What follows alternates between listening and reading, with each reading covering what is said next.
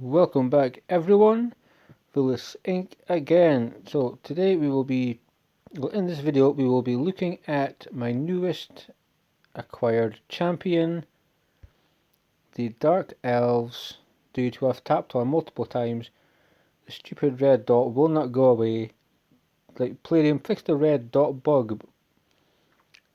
Ruel the Hunt Master. Currently we have a fragment fusion, meaning you can acquire certain frags from events, summon events, spider, ice golem, champion trading, and we've been doing them for about a week now, give or take, and I was left with 30 green shards to open. That gave me the fragments required for this champion. So he is a legendary attack champion for the Dark Elves anti-spirit affinity. So straight away I'm quite excited about the spirit affinity nuker because it's very rare. We do not see much of them, and any legendary I always say is a good one to get, why not, if it is within your means. So first impression, the mask is really cool, I will not lie, that is very cool indeed. The helmet, it's got a bit going on. He's got like a wing, he's got like a wings, like a some type of fly or something, yeah. Not sure, the bow's pretty cool. The wings, I mean, or they're maybe not even wings, they could just be part of his attire he's wearing. But nonetheless, Palladium always give 110% in character design, can't deny that. So, Vile Arrows attacks one enemy, 50% chance, 65 when you book it. You only require 4 books for this move. That will give you a 60% decreased defense for 2 turns, with a 65% chance to land. The big version of decreased defense on an A1 is good. It lasts for 2 turns, and pretty much you can manual this dude, get him to A1 consistently break the defense of any boss, be it clan boss, be it a dungeon boss, be it a potion keep boss, or just in a wave. He will continuously break their defense. So there are much worse A1s, like attack one enemy, 50% chance to attack again, which is just stupid. This has got a lot of worth and a lot of meaning to it. And it also transfers a random debuff from this champion to the target if they're under a hex debuff, which is not bad. 4 more books for that, 65% chance again. So let's look at the A2. Unleash the Hunt. AoE attacks all enemies, places an extra hit on enemies under hex debuffs. So if they're under hex, you'll get a double hitter, which is nice. Will ignore 25% of each target's defense if there are 4 or more enemies under hex. So in arena, in dungeons, Doom Tower, wherever you take him, if everybody has hex, he will ignore defense on top of the extra hit that you're going to be getting included on top of that.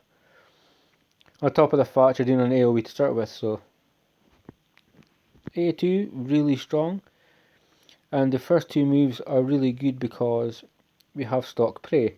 So he places a 50% increased accuracy buff on all allies for 2 turns. Then a hex debuff on all enemies for 2 turns. Also places a perfect veil buff on himself for 2 turns and fills his turn meter by 50%.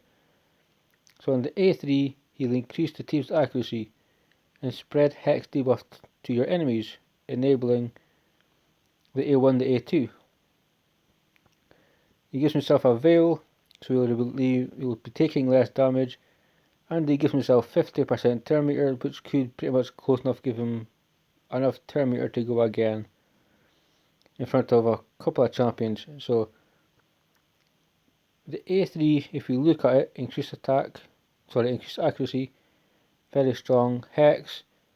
So that's the A3. He's now veiled up and he's got more turn meter. He comes back because people are under hex.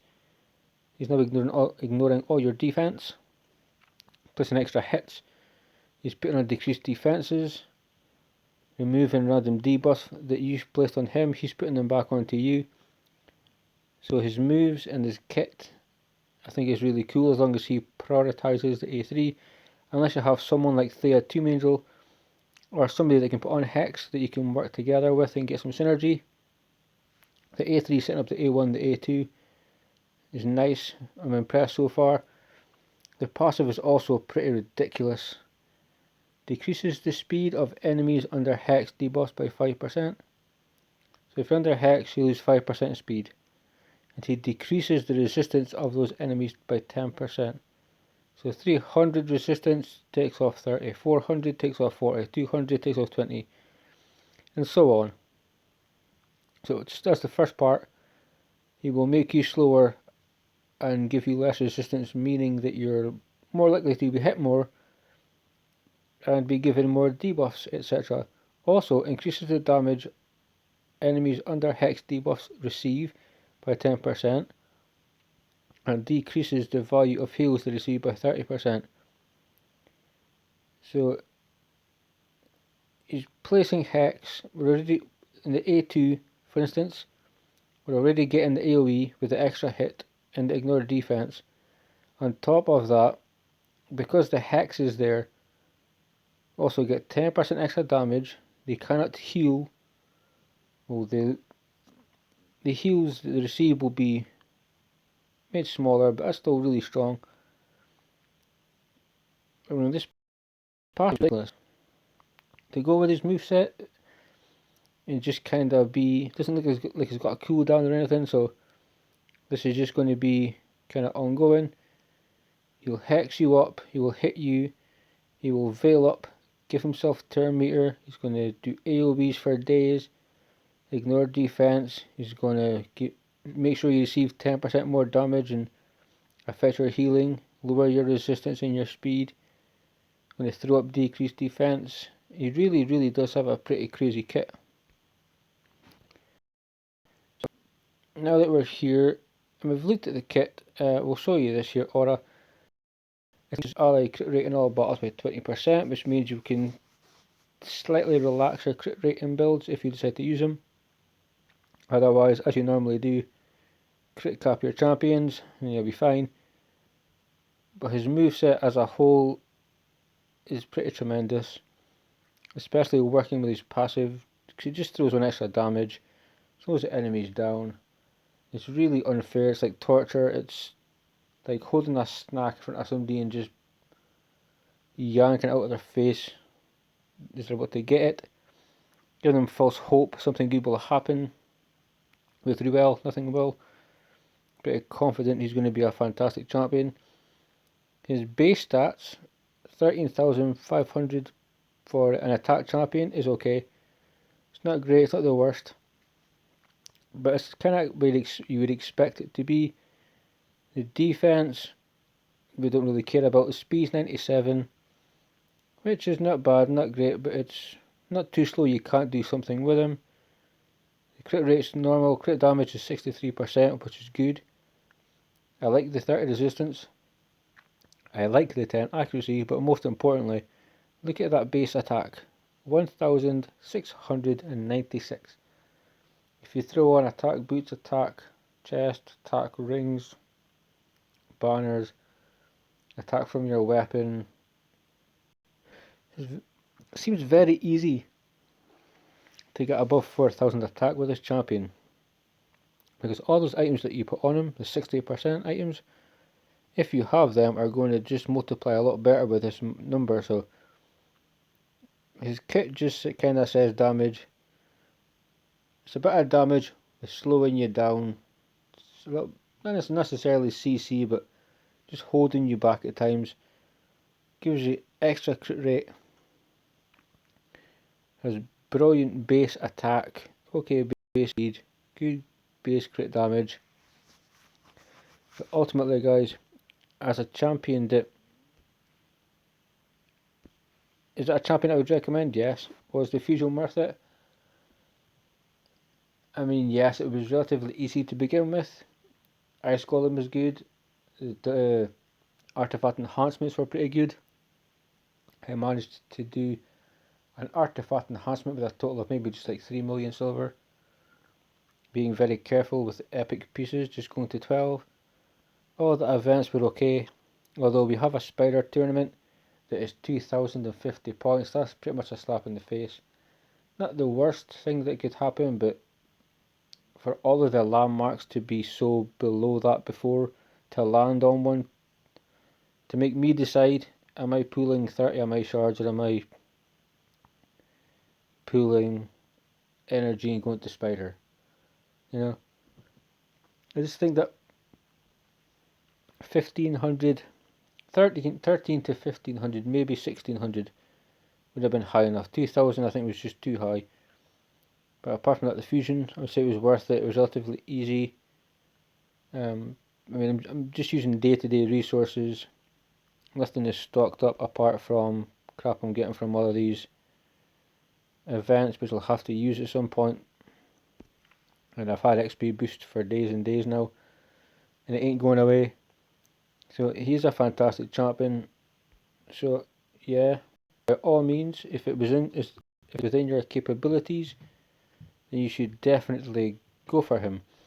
I quickly want to say we do have a 10x on Battle Sage and Epic.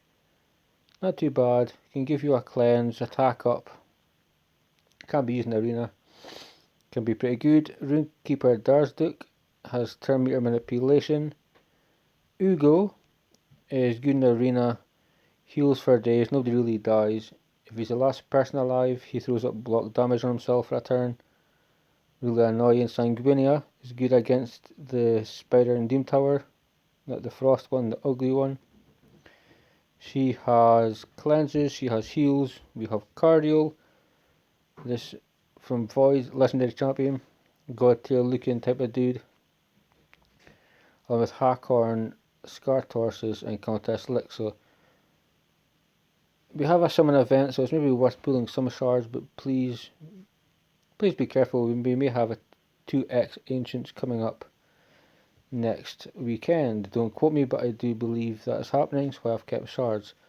Also, Monday, save all your energy over the weekend, because Monday, not sure for how long, probably 2-3 days, when you go to Dragon you will see a 2x on your speed sets, meaning that when you farm Dragon, essentially you have a higher chance of gaining a speed set. Means you can help your Arbiter, help your team out, whether you're an end game player doing this purely for the speed sets, or if you're a newer account looking to progress by getting some better gear, this is the perfect time to do that. So starting from Monday, we will have a 2x on speed sets. We currently have a 10x on the champions that we just showed you a minute ago. Ancient, Void and Sacred. So if you're pulling for the fusion, I would just pull until you need to pull. That's what I did. I got to 1070. I stopped pulling. I do believe there's a 2x Ancients coming up, so I want to keep some shards for that, give you guys a longer video. But overall guys, Ruel has been fun. He pretty much looks like a champion that's worth it. I feel like you could build him multiple ways. And I'm going to have fun with it. I think everybody is. But I wish all you guys out there going for that fusion the best. The best of luck. You know, I hope you get the champion. And as always, keep on raiding guys. Thanks for watching. I love you all. I will see you soon.